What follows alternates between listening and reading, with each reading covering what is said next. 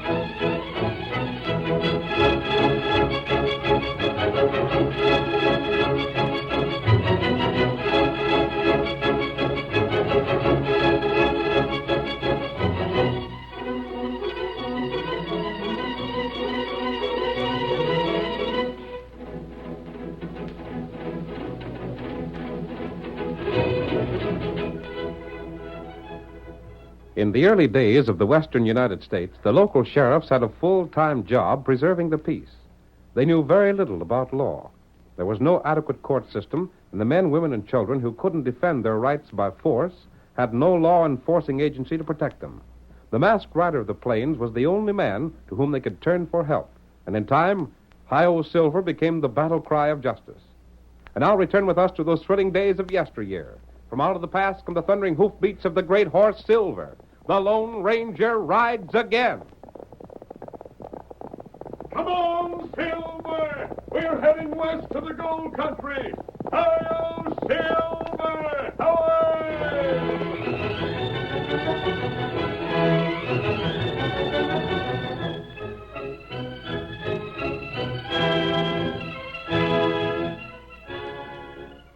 Our story opens in the district surrounding Flat Rock, one of the richest gold-producing sections in the state. Barnaby Greer opens the door of his home and looks outside for his partner. The letter he holds in his hand contains important news. Stan! Hey, you, Stan! Come over here. What's the matter with you? Come here, I got bad news. What in tunket's the hurry about the spreading of bad news? Well, listen, I got a letter from a lawyer in St. Louis. St. Louis. That's where your brother's young ones was. Was is right, but they ain't there now. They're being sent here by stage. That lawyer must have heard something. He heard about all there was to hear. I didn't think news would get back there, but it has. And them good-for-nothing young'uns of Pete's are being sent here to lay claim to the gold mine their father left them. That's bad, Barnaby. That is bad. Especially after us figuring it was ours. It'll mean I'll have to give an accounting of all the gold we took out in the mine. That's bad. We gotta do something. You're the one told me the kids would never know about their pa's claim. I was sure of it. The lawyer mentions the mine right here in this letter. Well, think of something. Don't just stand there gaping like a hoot owl. Think of something. When does the stage get in? It's due at Flat Rock Tuesday. That's half a day's ride from here. I know. Let her come by Pony Express. Doggone you and your ideas. We'll likely go to jail now for stealing the kids' gold. Most of what we took is spent. And them kids' lawyer want an accountant. Leave it to me, Barnaby. Got any cash? No. You scrape together enough to ship 'em back to St. Louis. I don't want 'em pestering around here. Give 'em some sort of a story. It wouldn't do to use the gold. No. Get cash in town. And let that lawyer back east take care of 'em. Put 'em in an orphanage or something. I ain't going to have 3 kids hanging around here. I'll plan to meet that stage and tell him a few things. Don't you worry about it. Just leave everything to me.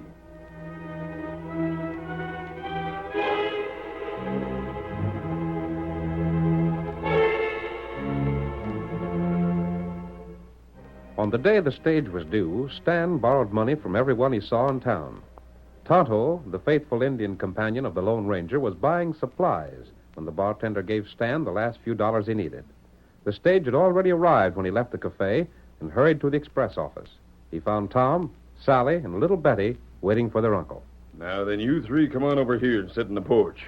I've got a few things to tell you. But where's my Uncle Barnaby? I ain't he to be here? Tom, he ain't well. He couldn't get here. What's the matter with him, mister? I hope he isn't real sick. Well, to tell the truth, girl, your father's debts and worry about you three young'uns sort of wore him down.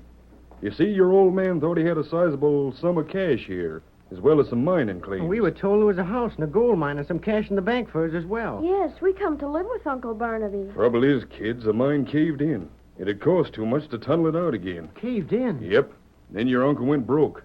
And then, as if that wasn't enough, his creditors come and took the house and property. There was just a few dollars left, and I got that.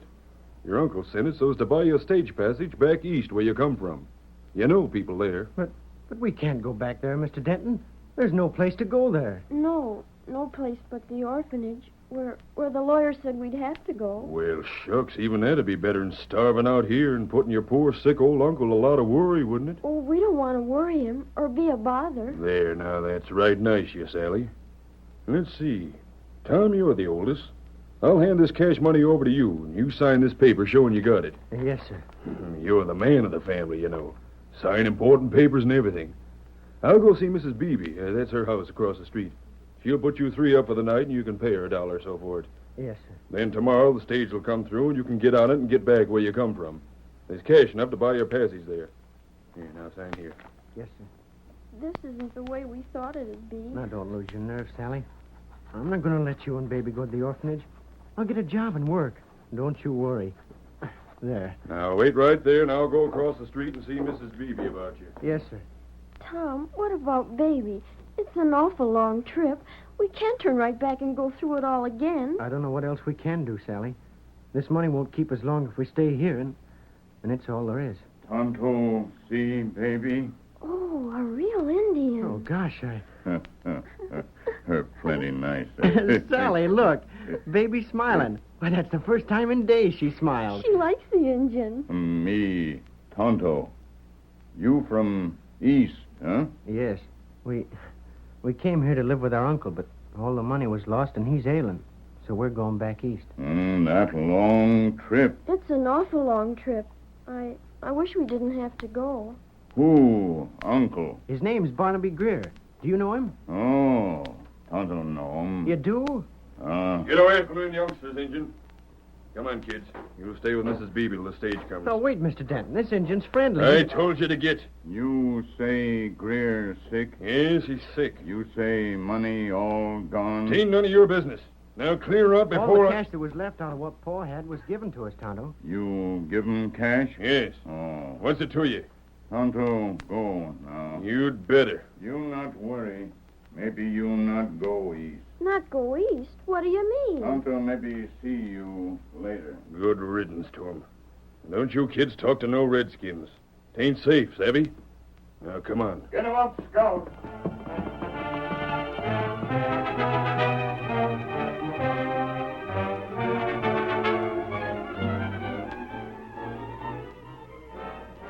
Tonto rode to join his masked friend, the Lone Ranger, and briefly explained what he'd seen take place in town. Late that evening, Stan Denton raced up the hill to Greer's place and reined in his horse before the door. Who there, who?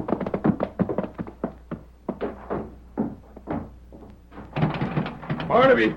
Open the door! Hey, Barnaby! Now, what's the matter with you? What are you on horseback for? Where's the buckboard? I had to leave it in town. I had to get here fast. Listen to me, Barnaby. Well, go on, talk. What's all the excitement? Let me come in and get my wind back.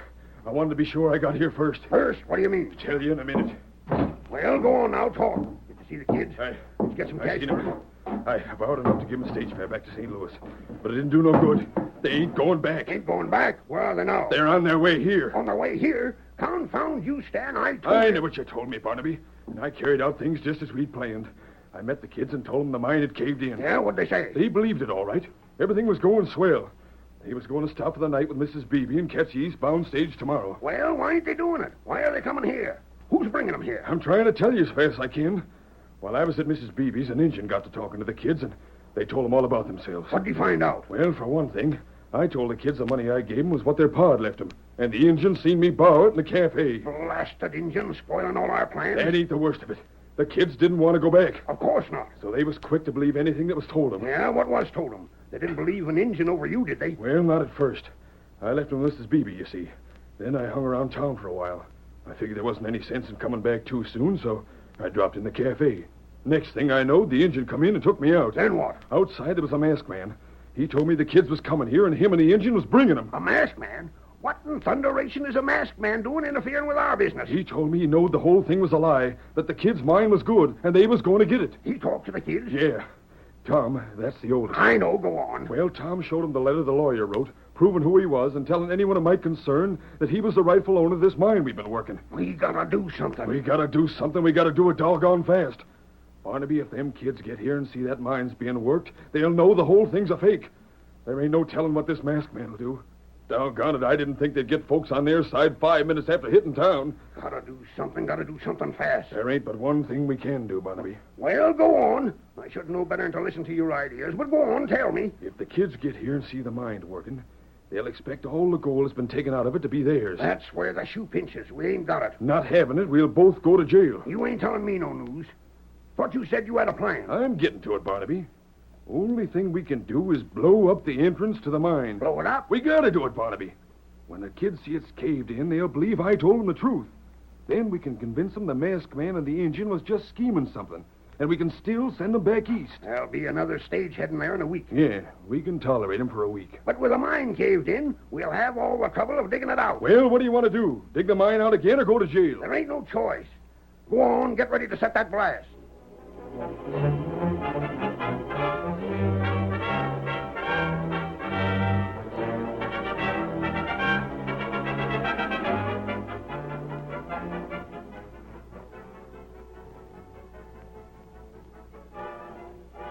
Meanwhile, the Lone Ranger was guiding the buckboard along the narrow backcountry trail. When they neared Barnaby's place, he turned to Tommy. Don't think too hard of your Uncle Barnaby, Tom. I can't believe he double-crossed me like that, mister. Suppose you just believe that he was forced to do it by bad companions. Gosh, maybe that was it. My pa used to tell me about the trouble men could get into if they had bad friends. That's it, Tom. We'll see what we can do about getting rid of your uncle's companion. Then you can settle down with Barnaby. Is the mine there all right, mister? I think you'll find it all right, Sally. And we won't have to go back east. Gosh, it sure is lucky we met you in the engine. You didn't seem to be afraid of me, even when you saw my mask. As soon as I heard you talk, I knew you were friendly, mister. Thanks, Tom. What are you thanking me for? Perhaps when you're grown up, you'll understand why it means more to a man to have young fellas like you believe in him than grown men. Maybe so, but I don't understand it now. How soon will we be at Uncle Barnaby's place? We're almost there now, Sally. Gosh, I'll be glad. I'm awful tired. There, house, just ahead. Good. Is that the house? That's it. Where's the mine? Goes up that hill, a little way beyond the house. Golly, imagine us owning a gold mine. Hey! Is that Uncle Barnaby? Yes. You've never seen him, have you? No, sir. Oh, tell her. Oh, Scout. Barnaby, I want to have a talk with you. That suits me all right, stranger. My partner come back and told me he was bringing the youngsters here. I'm afraid you made a mistake, though. I don't think so. They're the owners of the gold mine. Didn't Stan tell him the mine caved in? Yes, sir, he did. You're Tom, ain't you? Yes, sir. And you must be Sally. Yes, sir, Uncle Barnaby. Well, it's a doggone shame this here masked man and the engine was fools enough to bring you all the way here. We'll find out about that when daylight comes, Barnaby.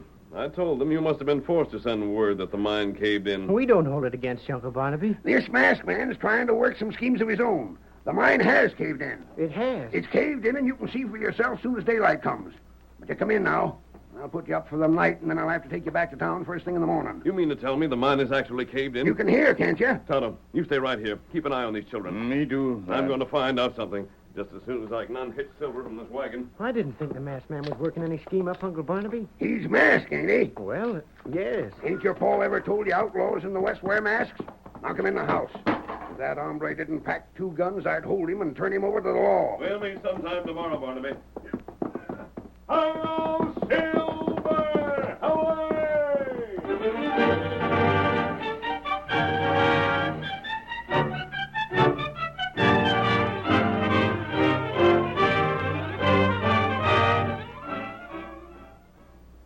Will the masked man be able to win back the children's inheritance? In just a moment, we'll continue with Act 2 of our